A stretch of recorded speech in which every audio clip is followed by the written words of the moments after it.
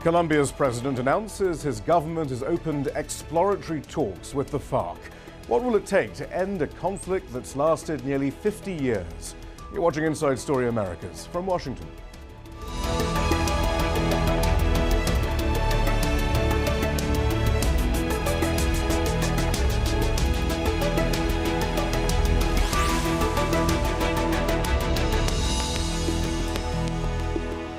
Hello, I'm Shihab Ratansi. Juan Manuel Santos used a nationally televised address to announce that his government had embarked on exploratory talks with FARC leaders.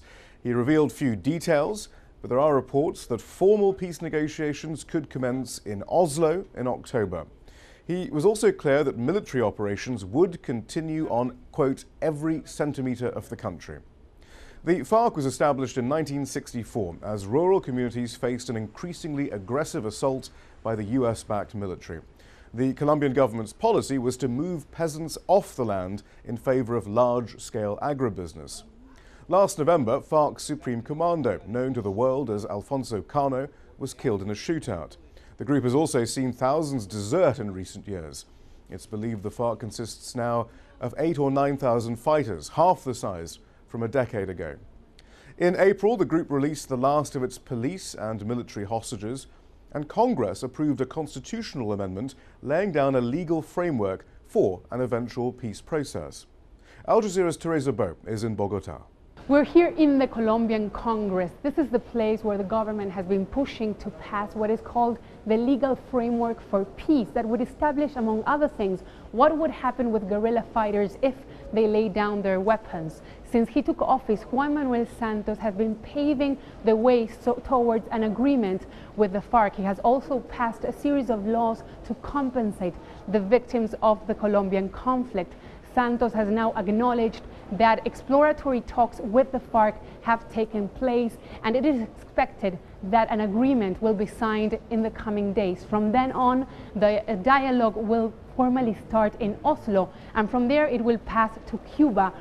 One of the reasons why the government has chosen Cuba to be the place where these negotiations will take place is because they say that they can guarantee the secrecy of the whole negotiations. Back in the year 2000, during the failed negotiations between the FARC and the government, the whole process became a media show, and that's why many here say that the government is trying to prevent. Colombia has changed a lot since then. The state is stronger, the FARC are weaker, and the economy is booming. Many here believe that the political solution is the only way out of this conflict, and they see this latest move as a very positive step.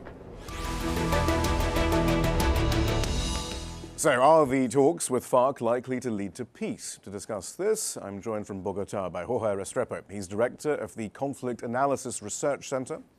Here in the studio, Jim Jones, who has negotiated in person with several top FARC commanders, and Cynthia Arnson is director of the Latin America program at the Woodrow Wilson Center.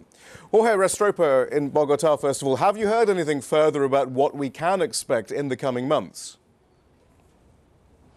Yes, actually, just a few hours ago, a version of the initial agreement was leaked by the press, and that basically lays out the foundation. Of course, it's a version leaked, including the details of the agenda to be discussed, the principles for the negotiation, and the fact that it's supposed to start at the beginning of October in Oslo and then move into La Habana. So that's interesting, because we heard that preparatory talks might be going on in Cuba, but they're more than preparatory talks. They're part of the formal negotiations, according to this, whatever was leaked to the press. I mean, what I understand is that these initial contacts and preparatory talks have already reached into an agreement that lays out the areas of discussion and the principles, and then actual formal negotiations will start as a gesture in Oslo and then move to La Habana, which is quite a significant development. I mean, the fact that indeed is not only the announcement of exploratory talks, as President Santos mentioned, but the fact that a proper negotiation table is going to start being held at the beginning of October. And is there a role for other international actors? There was some talk of Venezuela and Chile being closely involved. Yes, the agreement that I have read actually includes the possibility of other governments to join later the table if the parties, the Colombian government and the FARC, agree to invite them to the table, which is very significant. The UN Secretary General actually mentioned today and addressed in a statement the Colombian government saying that they're willing to being involved or being called as mediators of the agreement, of the negotiation, sorry. And no other conditionalities involved, nothing about ceasefires or anything like that? The agreement do say that the purpose is to reach rapidly and effectively a succession of hostilities and for the FARC to depose arms and to demobilize, which is, again, a very significant development as it actually lays out the foundations for the negotiations to stop violence and for the FARC to lay out arms. I mean, that is quite significant. The FARC has never agreed to be able to renounce violence as a means to reach political power. Cynthia, this is all very interesting then. What do you make of the timing, though? Beginning, I suppose, with President Santos, I mean, it was often thought that he wouldn't risk such a precarious path of peace talks with the FARC in his first term. Why do you think he has gone down this road? Well, I think it's obvious that the Colombian government has made some significant gains militarily against the FARC over the past decade or so, not just under the Santos administration, but under the previous Uribe administration. And there's also been a willingness now, which is really unique, on the part of the Santos government to take up aspects of the social agenda that have long been at the core of guerrilla demands, not only questions of agrarian reform, but questions of reparations to victims of the armed conflict. And that perhaps created an opening. I am not at all surprised that President Santos is making this move at this point. I think that he had to make sure that there was enough of a willingness and a seriousness on the part of the guerrillas to be able to risk this. I would doubt that he would have initiated this without having some clear sense, either from the people in Norway that have been involved or from the guerrillas themselves, that they wanted a negotiation and they wanted to seek an end to the conflict. I doubt he would have done it otherwise. Jim Jones, I mean, the usual summary, certainly in the American press, for why FARC might be getting involved right now as well. They've been hurt militarily and so forth. But is there anything deeper than that? Is there some ideological shift underway? That even as we've heard, apparently they might even be talking about laying down their arms already at this early stage. Shivama, I don't. Your question is a good one. I think as far as laying down their arms, I'll be surprised that if they would do that before substantial progress has been. But even to have it on the table, I suppose, is the point, though. Isn't that's pretty significant? Yes, but I think at some level, it's probably always been on the table. I haven't seen what Jorge has seen, but it's always been on the table at some point in negotiations with insurgents. But I think I would be very surprised if they were to lay down their arms before they are convinced and see tangible evidence that there's some movement forward with regard to the reforms that are important to them. I think laying down the arms is probably going to be a ways down the pike. Right, obviously, naturally. Let's listen to how Santos introduced this process to Colombia and to the rest of us. He laid out several guiding principles for the following months of negotiations. Here they are. Exploratory conversations have been held with the FARC to find an end to the conflict. I want to make it very clear to Colombians that the approaches that have been carried out and the ones that will happen in the future will be carried out within the framework based on these principles. We are going to learn from the mistakes made in the past so that they are not repeated. Second, any process must lead to the end of the conflict, not making it longer. Third, operations and military presence will be maintained across the entire national territory. Jorge Restrepo, when he says that Santos will learn, that he's going to learn from the mistakes of the past so as they're not repeated, What specifically is he referring to? What specifically will that mean in the coming months, do you think? I mean, the public opinion in Colombia is quite afraid of increasing insecurity, for example, to give an area of a safe haven, for example, to the FARC, for them to conduct kidnappings, to extend their military apparatus. But not only that, I will say also that Colombians are right now quite fond, in general, of course, this is an oversimplification, but they're quite fond of their current constitutional agreement. I wouldn't expect for the government to be able to negotiate proper constitutional pillars of the political agenda in Colombia. I reckon that those are the type of mistakes that he wants to avoid. He threaded quite carefully about not yielding, for example, to promising immediately political power or political representation, or even talking about hydrocarbons policies or things like that, that will be anathema for most parts of the Colombian urban population. Cindy, then he adds then, Santos, actually the process should lead to an end of the conflict, and that operations and military presence will be maintained across the entire national territory. How significant is that? I think that's very significant, and I think Jorge has put his finger on it.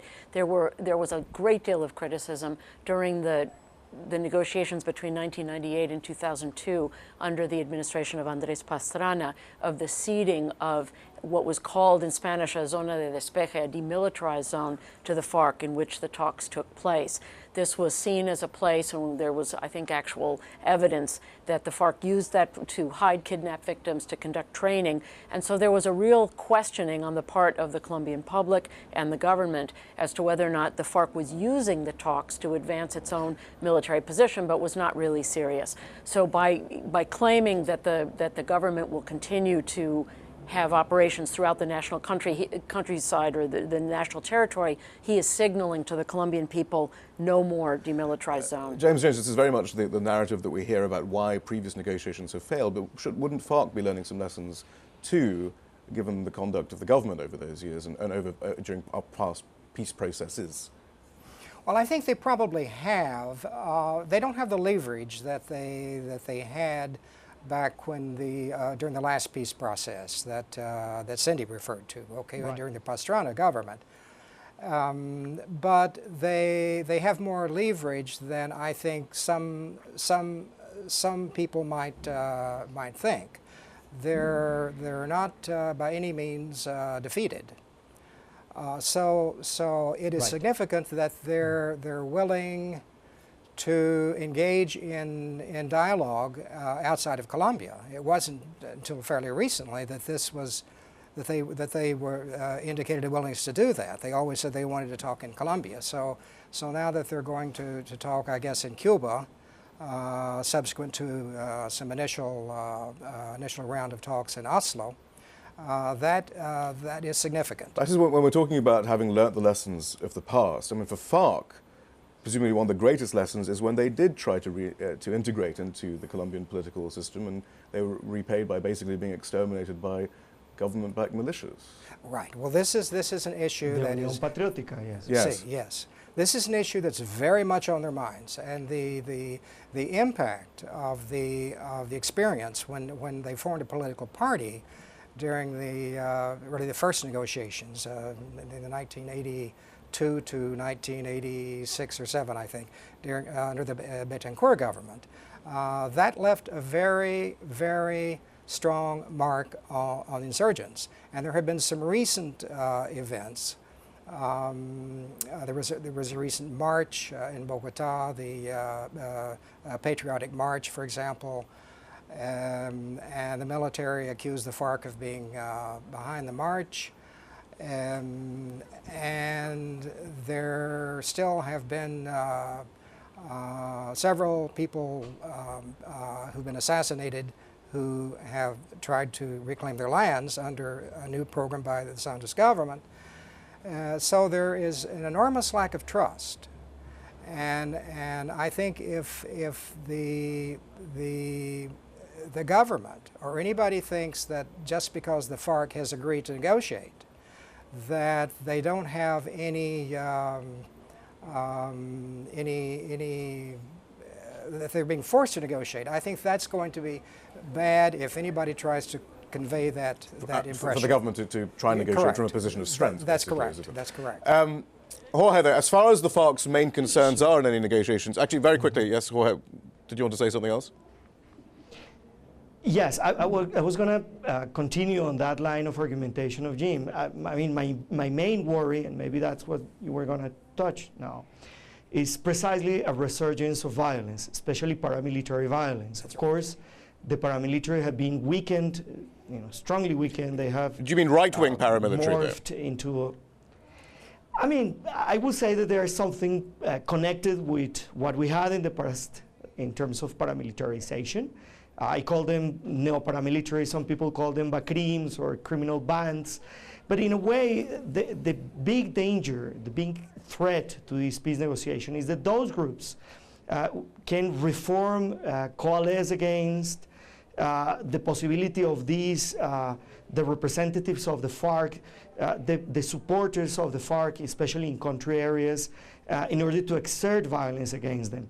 And most important, to those who are leading the push for agrarian reform and for land restitution and for the formalization of property in rural areas. That is the key point, and we have to remember that in the past, every single peace effort, even those that were successful, for example, those conducted with the M19 and the Corriente de Renovación Socialista and so on and so forth, all those have been followed by violence against their representatives, the political representatives of the guerrillas. Cynthia, I mean, this is the key there. It's often forgotten that the FARC, aren't simply some nebulous group who, took up arms for the sake of it. Their main concern was agrarian reform and the, equitable distribution of land and so forth. If anything, those problems are more deep in Colombia now than they were when they took up arms. That the land is more concentrated in a smaller number of hands. The power of agribusiness and landowners is deeper and bigger, surely. Isn't that going to be a major problem? Santos himself has talked about dark forces in the country who probably don't want to see peace achieved. Won't that be the major problem now going forward? It's certainly going to be an important problem. The whole process of counter-agrarian reform was resurgent in the 1980s when paramilitary groups in league with narco-traffickers expelled peasants from their land and took over large swaths of the Colombian countryside. That is going to be a serious issue, but there have been some prior steps under this government to try to return people to their land, fraught with difficulty, as we know. There have been acts of violence that are part of that whole process. So it is going to be fraught with danger. But I would simply say that an increase in violence is something that is a danger to any peace process in the world. People who are not interested in seeing the peace process move forward, whether they are spoilers against the guerrillas or against the government, people who do not want to see peace, try to undermine the prospects by increasing acts of violence. And the real question this time is whether the strengthening of the state in Colombia has proceeded enough to make it possible to provide the kind of protection today that there was not, that didn't exist in the 1980s and 90s. Jim Jones, would you say that the state has strengthened despite the neoliberal economic reforms, which, if anything, have increased the hand off multinationals, agribusiness, and so forth, and perhaps gives them a certain amount of impunity then, Colombia, arguably. And of course, we know that trade unionists and labor rights organizers are still being killed, almost on a weekly basis, and so forth. It's not as if that kind of violence has gone down. If anything, it's continued apace. It's very much there, and the question is, to what extent is the political will at all levels of government in Colombia, as well as the ability of the security forces in all those levels to control the violence. My great fear is that what spoilers could do, to derail the whole process. And I would say there are two, broadly speaking, there are two groups of spoilers. One, there are those who think that the government should continue to pursue a military solution to the conflict through defeat of the FARC. And they don't want to engage in peace talks. Uribe is very much part of that group, I think. And then the other group of spoilers will have to do with those who, under any sort of peace deal, any sort of arrangements that are made, it's going to require the establishment in Colombia to make some sacrifices. Right.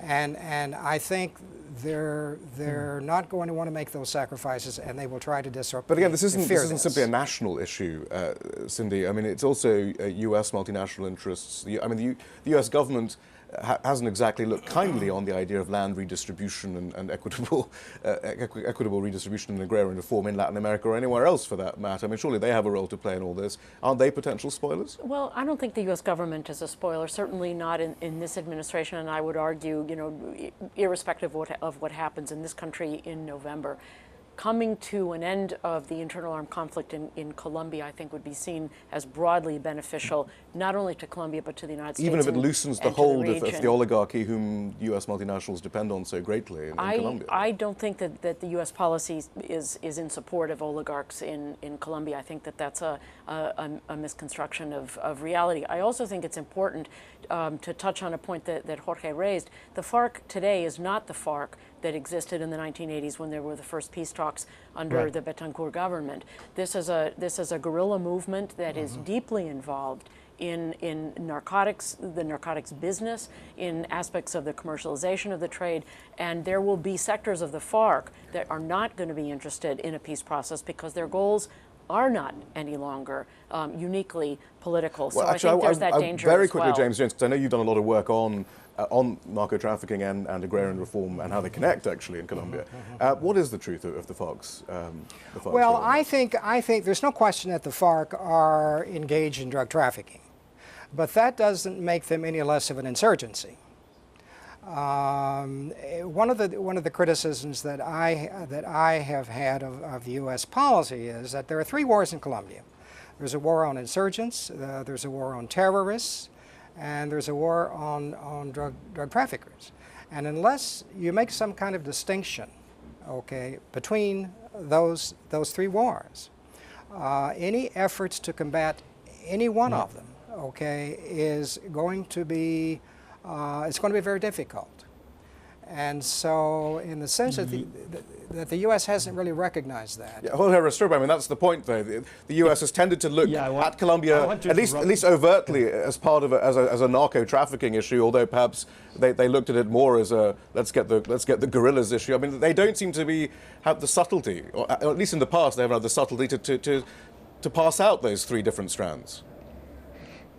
Yeah, that was precisely the point that I wanted to make. I mean, although I understand the need to make that formal distinction, in reality, there are important sectors of the FARC, in particular two blocks, the southern and the southern eastern bloc, which are the most wealthy and the ones that actually are waging the war right now, especially in Cauca, in the Andean and Pacific region of Cauca. And they are they are being the spoilers of this process right now. Let me put it this way. We are going to see the conduct of a negotiation with a group, the FARC, which is actually split by the middle, or 75, 40, 30%, 40, 60%, I really don't know. But it's not a cohesive group. And that is going to be a very difficult negotiation. I don't think that we are going to see a rapid and quick negotiation, and maybe this will lead to a stalling of the negotiation and maybe a very quick breakup of the negotiation. I wouldn't believe that Santos haven't thought about this, and maybe he's giving peace a chance in order to be able to break it up quickly. And that will be, the negative projection that I make of the negotiation with a relatively high likelihood. We only have 20 seconds left. Jim Jones, so what's the most that Santos can offer, given all the constraints we've just talked about, from multinationals and oligarchs to the U.S.'s interests and everyone else? What can he offer agrarian communities? I think first off, he can recognize early on that they are an insurgent movement, the fact that they're involved in drugs does not negate that. And then I think he can really make great efforts to achieve some tangible successes in the areas that will be under negotiation and that are important to the FARC. All right, we have to leave it there. Jim Jones, Jorge Restrepo, Cynthia Arnson, thank you very much. That's all from the team in Washington, D.C. for now.